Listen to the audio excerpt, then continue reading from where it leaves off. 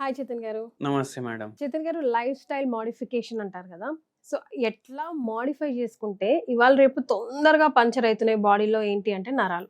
So, ఆ నరాల weakness రాకుండా, నరాలు పంక్చర్ కాకుండా ఎట్లా మెయింటైన్ చేయాలి? నరాల వీక్‌నెస్ ప్రతి ఒక్కరు చెప్తున్నారు. అరే నాకుంది నరాల వీక్‌నెస్ అని. కానీ ఏందంటే అది ఎందుకొస్తుంది ఎవరు రియలైజ్ చేస్తలేరు. మళ్ళీ నేను ఇంకో పాయింట్ చెప్తా మీకు. ఇప్పుడు మనం వీడియో చేస్తామా? కింద కామెంట్లు రాస్తారు. అరే సొల్లేం మాట్లాడుతున్నావు? పరిష్కారం ఏంది? అది చెప్పు. ఇట్లా రాస్తారు. ఎవరికి ఎందుకొచ్చింది అర్థం చేసుకునే ఓపిక ఉండదు. మరి అయితే ఏందంటే అరే ఎందుకొచ్చింది అర్థమైతే మనం దాన్ని బట్టి ప్లానింగ్ చేసుకోవచ్చు కదా. ఇప్పుడు వర్షం ఏడికెళ్ళి పడుతుంది? పైనుంచి. పైకి వెళ్ళి పడుతుంది. మీరు ఛత్రి ఎక్కడ పెట్టుకుంటారు? ఇక్కడే. పైన పెట్టుకుంటారు కదా. ఎందుకు? మీకు తెలుసు పైనకెళ్ళి పడుతుందని. లేకపోతే కిందకి కూడా పెట్టుకోవచ్చు ఛత్రి, అవునా కాదా? అయితే ఏందంటే ఫస్ట్ మనిషి అర్థం చేసుకోవాలి ఈ వచ్చే రోగం నాకు ఎందుకు వస్తుందని, కారణాలు ఏంటి అని. కారణాలు ఏందని. ఆడవాళ్ళు ఉంటారు, మగవాళ్ళు ఉంటారు, ఫీమేల్స్ మేల్స్. ఎక్కువ నరాలకు సంబంధించిన ప్రాబ్లమ్స్ ఎట్లా ఆడోళ్ళ ఏజ్ ఎక్కువ అవుతుంది కదా వాళ్ళకు ఎక్కువ కనిపిస్తారు. అంటే 50 ఏండ్లు మగవాళ్ళు, 50 ఏండ్ల మగవాళ్ళు ఒక 100 మంది, ఆడవాళ్ళు ఒక 100 మంది. దాంట్లో ఆడోళ్ళకి ఎక్కువ కనిపిస్తాయి. ఎందుకు? మెనోపాజ్ వస్తుందా? మెనోపాజ్ తర్వాత వాళ్ళ బాడీలో మేల్ హార్మోన్ ఎక్కువ అయిపోతుంది. ఆడవాళ్ళలో మేల్ హార్మోన్ ఎక్కువ అయిపోతుంది. అయితే దాంతో ఏమైతుందంటే ఏదైతే మన స్పైన్ ఉంటది, స్పైన్ అంటే మెయిన్ నరం బాడీలో పైప్. ఇప్పుడే మీరు అన్నారు కదా పంక్చర్ అయిపోతున్నాయి అనేసి, మెడకెళ్ళి నడుము వరకు స్పైనల్ కార్డ్ ఉంటది. దానికి ప్రొటెక్షన్ గా బొక్కలు ఉంటాయి, అవిటిని వర్టిబ్రే అంటారు. ఇప్పుడు ఎట్లా అయితే మెనోపాజ్ తర్వాత ఏమైతుందంటే ఈ బొక్కల్లో ఆస్టియోపోరోసిస్ వస్తుంది. ఆస్టియోఫైట్స్ ది ఫార్మేషన్ ఉంటది. అంటే ఏంటండి ఆస్టియోపోరోసిస్? అంటే ఏంది అంటే ఇప్పుడు 50 ఏండ్ల పాత డోర్ ఉంది బై, ఒకటి లాక్ ఉంది, అప్పుడప్పుడు వాడుతుండ్రు. కానీ ఏమైపోతుంది 50 ఏండ్లు పాత కంటే ఓపెన్ చేయడం బంద్ చేయడంలో కుయి కుయి కుయి కుయి సౌండ్ చేస్తుంది. అది జర దాని ఎడ్జెస్ ఏమైపోతాయి, ఘిసైంచిపోతాయి. లోపల ఒక హాలో స్పేస్ లాగా, లేకపోతే టర్మైట్స్ తో కొంచెం పౌడరిష్ లాగా అది జర రుద్దిపోతాయి. అదే అవుతుంది. మనం కింద ఉంగడం పైకి ఇట్లా అవ్వడం, దాంట్లో ఈ రెండు బొక్కలు ఇట్లా కిందికై పైకై కిందికై పైకై, దీని మధ్యలో ఇంటర్వర్టిబ్రల్ డిస్క్ అనేది ఒకటి ఉంటది, గుజ్జు అని అనుకోండి.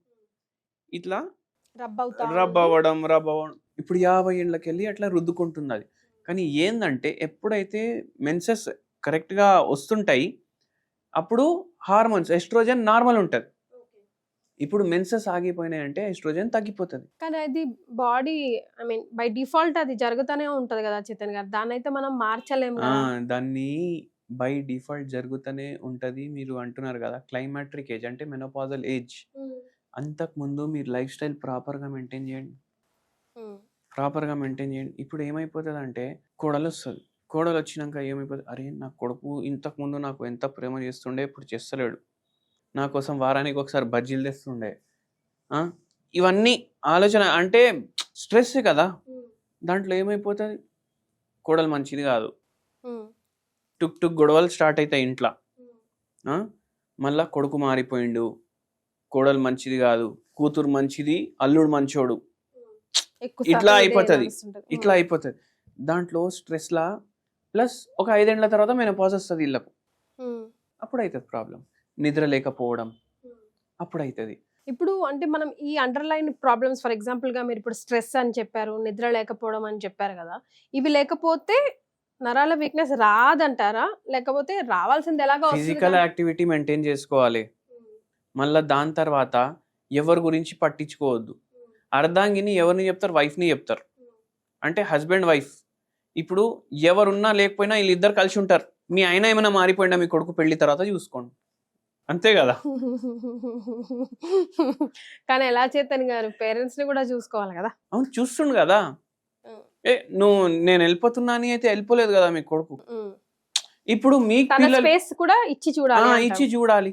మీ పిల్లలు పుట్టినాక మీరు మీ హస్బెండ్ పైన కెళ్ళి ఇంట్రెస్ట్ ఇక్కడ కూడా అయింది కదా, ప్రేమ బట్టాయించిపోయింది కదా, కొడుకులా కూతుర్లా హస్బెండ్లా మీ పేరెంట్స్లా. అట్లనే ఆలోచించండి.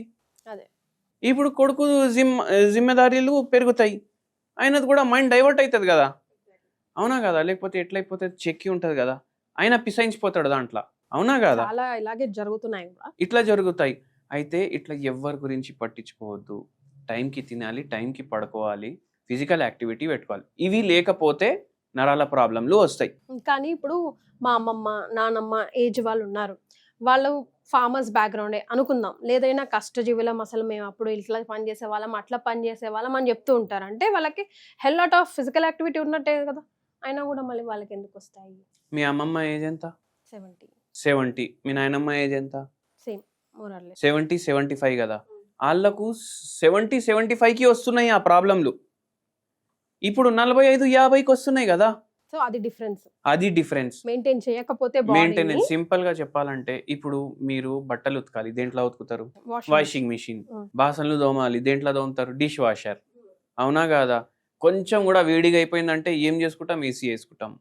ఎయిర్ ప్యూరిఫైయర్లు పెట్టినాం ఇంట్లో. అంటే లైఫ్ మాడిఫై ఎట్లా చేస్తున్నామంటే ఒకరోజు ఎట్లొస్తదంటే ఒక మెషిన్ చబాయించేసి నోట్లో ఉమ్ముతది. మనం మింగడమే మన పని ఉంటది. అట్లనే తయారైపోతది. అట్లనే పెడుతున్నాం కదా, ఆల్మోస్ట్ గ్రైండర్ లో వేసి పెడితే వాళ్ళు మింగుతారు. అయితే అట్లా ఏమైపోతది? నరాల ప్రాబ్లంలు వస్తాయి. అట్లా అయితుంది. ఒకరు ఇట్లనే వచ్చిండ్రు. అన్నిటికీ అన్ని పనులకి ఒక మనిషి అన్నా ఉన్నాడు, ఒక మిషన్ అన్నా ఉంది. ఏమైపోయింది? బరువు పెరిగింది. మళ్ళా గివే ఆలోచనలు. ఫస్ట్‌లో ఏముండే? నేను మా మన్మరాల్ని జర చూసుకుంటున్నా. ఇప్పుడు జర వాళ్ళు పెద్దగా అయిపోయిండ్రు. స్కూళ్ళకి పోతుండ్రు, ఫుల్ డే స్కూల్‌కి పోతుండ్రు. ఇప్పుడు కోడలేమో చక్కగా మాట్లాడతలేదు అని అనిపిస్తుంది. ఇళ్ళకే అనిపిస్తుంది ఒక్కొక్కసారి నిజంగా కూడా ఉంటది. కానీ దాంట్లో అదే ఆలోచించి టెన్షన్ కాళ్ళు లాగడం, చేతులు లాగడం, నిద్ర రాకపోవడం, మళ్ళా వెయిట్ ఎక్కువ ఉండడం వల్ల ఇట్లా నిల్చుంటే ఇట్లా అవుతుంది బాడీ మొత్తం. ఒక రిథంలా ఫ్రంట్ బ్యాక్ అట్లా అవుతుంది. మళ్ళీ మెనోపాజ్ తర్వాత ఈ సిమ్టమ్లు ఇంకా ఎక్కువ అయిపోయినాయి. మోకాళ్ళ నొప్పులు వచ్చేసినాయి, కాళ్ళు ఆగుతున్నాయి, కాళ్ళు ఇట్లా జల అవుతుంది. ఇట్లా అయ్యేసరికి ఆ పేషెంట్ ఇంకా డిప్రెషన్లో వెళ్ళిపోయింది. ఎక్కడైనా పోవడానికి భయం. అంతే కదండి మరి పాపం. మళ్ళీ ఎక్కడైనా బయటికి పోతున్నారంటే భయం స్టార్ట్ అయిపోతుంది. ఏం భయమో అర్థమైతలేదు. అరే భయం, ఎక్కడ పడిపోతాను భయం. చిడీలు ఉంటాయి కదా, చిడీలు ఎక్కేటప్పుడు భయం, చిడీలు దిగేటప్పుడు భయం ఘోరంగా పెరిగిపోయింది. ఈ పేషెంట్కి ఒకటే చెప్పినాం, ఎవరికి పట్టించుకోకుండా మీరు మీ గురించి పట్టించుకోండి. సెల్ఫ్ లవ్ అంటారు కదా, ఇప్పుడు జెన్జీ మీరు చూడండి, సెల్ఫ్ లవ్ అని వీడియోలు పెడతారు.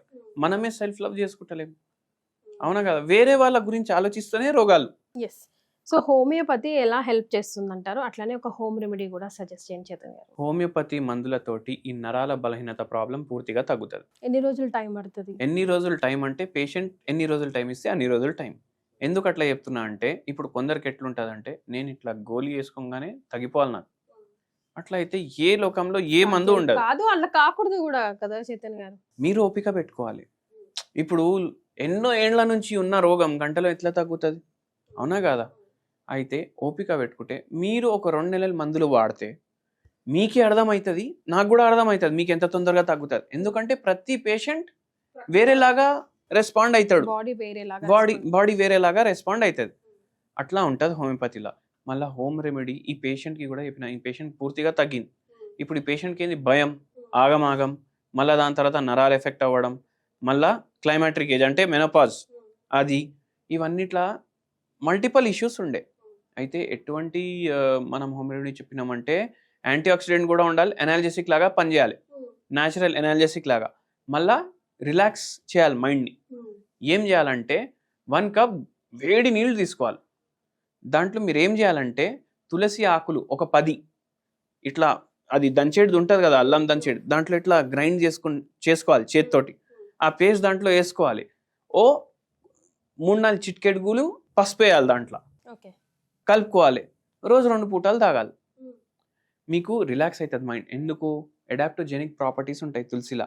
ఈ గుండె దడ రావడం, అదే గుండె దడ వచ్చినప్పుడు ఇట్లా నరాలు పట కొట్టుకోవడం, చేతులు లాగడం, ఇవన్నీ తగ్గుతాయి. దాంతో నిద్ర మంచిగా వస్తుంది.